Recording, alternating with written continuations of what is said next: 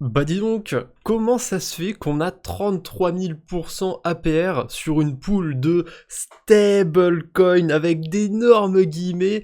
Eh ben, c'est parce qu'on a un stablecoin qui a des pegs. Et oui, le Chi, hein, le fameux stablecoin d'Essence Finance, n'a pas tenu son peg. Quel hasard! Qui aurait pu s'attendre à ça? Est-ce que quelqu'un, par hasard, avait déjà fait une enquête sur le protocole? Bon, j'arrête de me faire gonfler les chevilles là. Oui, j'en avais déjà parlé de ce protocole. C'était à peu près évident que ça allait finir de cette manière-là, puisque en fait, le protocole Essence Finance qui émet le Chi, le fameux stablecoin, et le protocole Token étaient complètement imbriqués l'un dans l'autre. Donc, bah, il suffisait juste qu'il y ait plus trop d'intérêt d'aller farmer sur Scroll, typiquement que l'airdrop de Scroll soit passé, pour que les gens commencent à retirer leur liquidité, puis bah, que Token retire aussi ses liquidités, ou Essence Finance, enfin peu importe lequel des deux protocoles. Je pense que c'est même une autre entité qui est derrière, on va en reparler un petit peu après. Si je peux faire un petit peu de prévention pour un autre projet un peu scammy, il n'y a pas de mal. En tout cas, voilà, sans surprise, l'écosystème de ces deux protocoles se sont pété la gueule. Le token Chi, donc le stablecoin, il est à 1 centime. Le Zen, il est à 0. Le TKN, il est à 0. Et d'ailleurs, on voit au niveau des graphiques que ça a un petit peu commencé du côté du TKN et du Zen, donc des tokens, on va dire, spéculatifs autour de ces deux protocoles, et ensuite, bah, ça a eu des répercussions sur le Chi, puisque pour le Zen et pour le TKN, bah, vous voyez que les pools de liquidité, c'est pas TKN USD, c'est TKN Chi, donc forcément, bah voilà, si les gens sortent leur liquidité d'abord sur ces tokens, ensuite, ça a un impact sur le stablecoin, enfin les gens. Est-ce que je dois vraiment dire les au pluriel, puisque c'est assez évident que ça vient d'une seule entité ou un petit groupe de personnes qui sont probablement derrière le protocole Token et Essence Finance. J'ai pas non plus passé 10 heures à rechercher exactement précisément ce qui s'est passé on-chain, j'ai juste trouvé quelques trucs qui pourraient expliquer ce qui s'est passé et comment ça s'est passé. Bon, déjà, un petit fun fact, le token de Token Exchange, il faut savoir que c'est pas nouveau, hein, j'en avais déjà parlé, mais il est extrêmement concentré dans quelques adresses, et vous pouvez vérifier de votre côté les adresses, hein, si ça vous intéresse, c'est que des adresses des protocoles Token et Essence Finance qui détiennent les tokens de leur écosystème.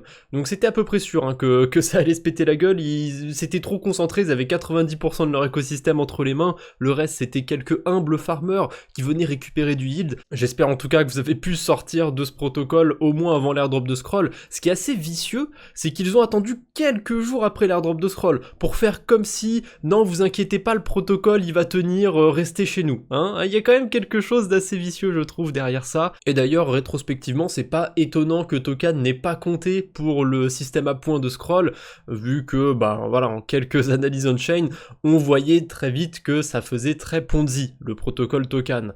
Bon, après, ça m'a pas empêché d'en profiter un petit peu au moment où c'était, je vais pas dire safe, c'était pas safe d'utiliser Token, mais au moment où c'était opportun. Ouais, je pense qu'opportun c'est le bon mot, vu que c'était clairement de l'opportunisme. Et du coup, j'ai trouvé quelques adresses qui montrent un petit peu ce qui s'est passé. Alors c'est pas cette adresse-là qui est intéressante, c'est celle-ci. Celle-ci, c'est une adresse qui avait beaucoup de liquidités autour des deux protocoles, Token et Essence Finance, et on voit qu'il y a un peu plus de 10 heures, elle a commencé à vendre plein de tokens Zen, plein de tokens TKN, c'est plutôt sur cette transaction qu'on le voit. D'ailleurs, je dis 10 heures, mais c'est au moment où j'enregistre la vidéo, hein, donc quand vous regarderez, ce sera peut-être 2 jours, 3 jours, 4 jours auparavant, j'en sais rien, mais ce sera forcément un peu décalé.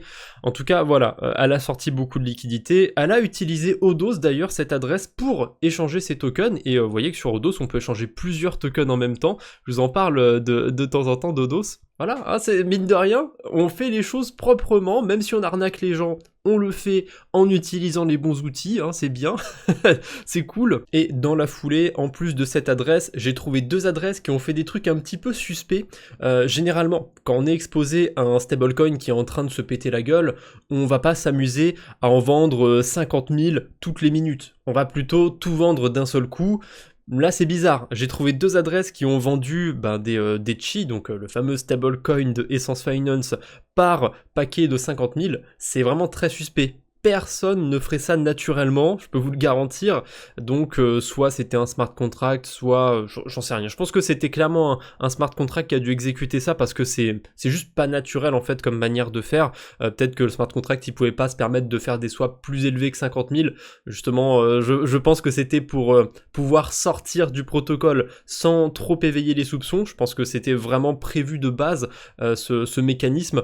Donc voilà, hein, ça montre que la team n'était clairement pas là pour le bien de sa communauté. Et oui, il y a beaucoup de ventes, hein. Là vous voyez à l'écran, je défile encore, il y a eu beaucoup de stablecoins, enfin faut que j'arrête de dire stablecoin puisqu'il est pas stable, il y a eu beaucoup de chi vendus. Et d'ailleurs, hein, chi, hein, il porte bien son nom, hein, puisque le token était plutôt à chier.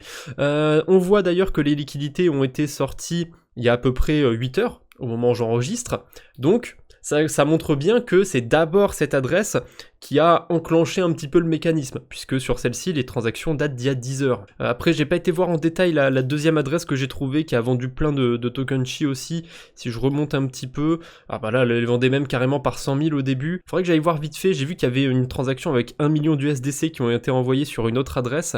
Je vais me mettre ça de côté. En attendant, je vais voir à partir de quand elle a commencé à vendre ces tokens. Pareil, il y a 8 heures, donc c'est arrivé après coup aussi. C'est d'abord l'adresse qui a retiré toutes les liquidités et ensuite celles qui ont dumpé un petit peu ces stablecoins. Oh bah tiens, c'est marrant, les deux adresses qui ont vendu plein de tokens chi, eh ben elles sont liées entre elles. Attendez, je vais remonter tout en haut pour vous montrer. Elle commence par 0x99 et elle a fait un transfert d'1 million d'USDC à cette adresse, qui est l'autre adresse qui a vendu plein de tokens chi. D'ailleurs, on peut voir que ça farm du côté de fantôme. Il y a des vieux Ponzi dans l'eau, là, je vois 0xDAO. On a plein de liquidités du côté d'Aerodrome, c'est une baleine qui a beaucoup d'Ethereum, a priori. Bon, je suppose que les liquidités là qu'il y a sur Aerodrome, elles étaient là avant que Tokan et compagnie se pètent la gueule.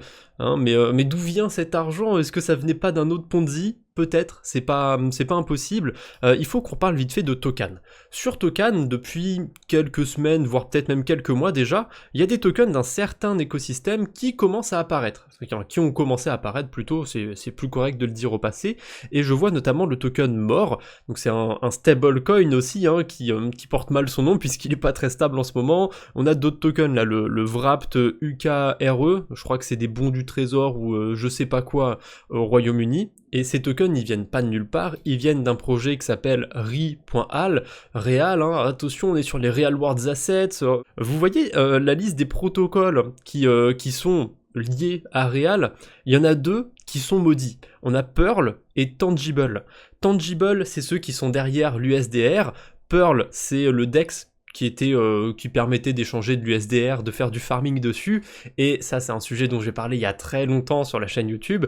C'était l'ancien projet du coup de Real avec un stablecoin backé soi-disant par de l'immobilier. Le problème c'est que l'immobilier c'est pas très liquide comme collatéral, donc vous doutez bien que quand il y a des gens qui ont commencé à vouloir sortir du protocole, ça s'est plutôt mal passé. L'USDR a des pegs et tout, bref on va pas revenir dessus. Le protocole a déjà un certain passif. Ils ont relancé un protocole similaire sur les Real World Assets. Alors ils ont réussi à récupérer plus de 100 millions de dollars de TVL. Le souci, c'est que je pense que c'est un petit peu comme du côté de Tokan, ça doit sûrement être pipoté un petit peu, dans le lot il y a tous leurs tokens de leur écosystème, est-ce qu'ils ont réellement de la valeur, est-ce qu'ils sont backés par du vent ou par des vraies choses, c'est un peu compliqué à dire. En tout cas, si on va du côté de Pearl, alors comme j'y suis allé tout à l'heure, je sais pas si je vais avoir les disclaimers, mais attendez, ça c'est assez rigolo à voir. Bon, c'est pas grave, je me suis rabattu sur un autre de leurs protocoles, parce que comme je suis déjà allé sur Pearl, j'ai caché le disclaimer, enfin les disclaimers, quand vous accédez au site, en gros, ils vous font comprendre que peu importe ce que vous faites, si vous perdez de l'argent, c'est de votre faute, hein. D'ailleurs, c'est écrit en majuscule à plein d'endroits.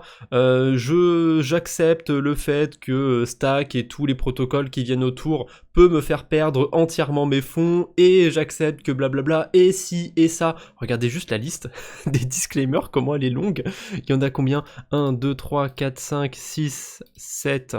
8, 9, 10 disclaimers. J'ai jamais vu ça, honnêtement c'est le seul protocole, enfin la seule galaxie de protocoles qui met autant de disclaimers. Et honnêtement, je veux bien qu'un protocole mette un ou deux disclaimers du style c'est la DeFi, vous avez des chances de perdre vos fonds, ok, mais là, un protocole qui vous met 10 disclaimers, C'est pas de la sécurité, c'est clairement je vais vous la mettre bien profonde. Est-ce que vous êtes consentant que vous allez perdre tout votre argent et tout si vous restez un peu trop longtemps? Oui, bon bah tant mieux. Merci pour l'argent, allez vous faire voilà, entuber. Bref, bienvenue sur le Ponzi de 2024 Real, et c'est le même que celui de 2023 puisque c'est encore eux, ils sont trop forts. Ils ont fait Pearl en 2023, ils ont même pas changé le nom de leur DEX et changer le nom d'un de leurs protocoles. C'est des génies. Ils l'ont mis à l'envers une fois certaines personnes, mais je suppose qu'il y a des gens qui sont retournés, voilà, ah, non, vous en faites pas, on va vous laisser une deuxième chance. Il faut pas laisser de deuxième chance à des protocoles de DeFi qui se sont fait hacker ou qui vous l'ont mis à l'envers. Il y a peut-être quelques exceptions, je suis peut-être un petit peu médisant en disant ça, mais en général, quand il y a eu une faille, quand il y a eu un hack assez sévère sur un protocole, quand il y a eu un rug pull, il faut pas faire confiance, ça finit rarement bien, surtout quand vous avez des dizaines de disclaimers, des conneries comme ça. Bref, je vais pas faire une vidéo de 10 000 heures sur ce sujet. Ça a fini comme ça avait beaucoup de chances de finir, faites attention à vous.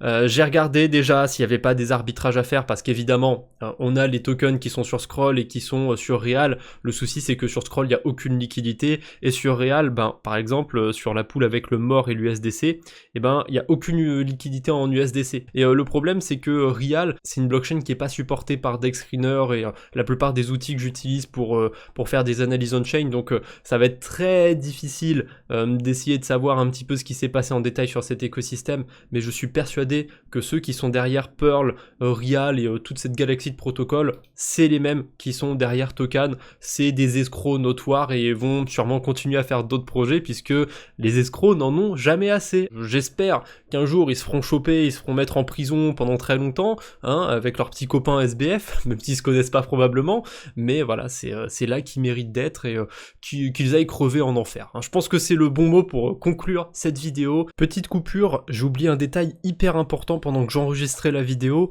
Cette adresse qui a vendu plein de tokens Zen et TKN, à la toute fin, une de ses dernières transactions, c'était d'envoyer des USDC sur une adresse, et cette adresse c'est un multisig. Donc ça me fait penser que c'est pas une personne qui serait derrière cet écosystème, mais plusieurs personnes, que c'est une team en fait, et que c'est probablement des arnaqueurs professionnels. C'est qu'une hypothèse, et j'ai clairement pas l'énergie de creuser un peu plus cette enquête, mais vraiment méfiez-vous de toute cette galaxie de protocoles, parce que ça pue de fond en comble. Voilà, merci d'avoir regardé, c'était un petit peu long, je pensais pas parler aussi longtemps du sujet.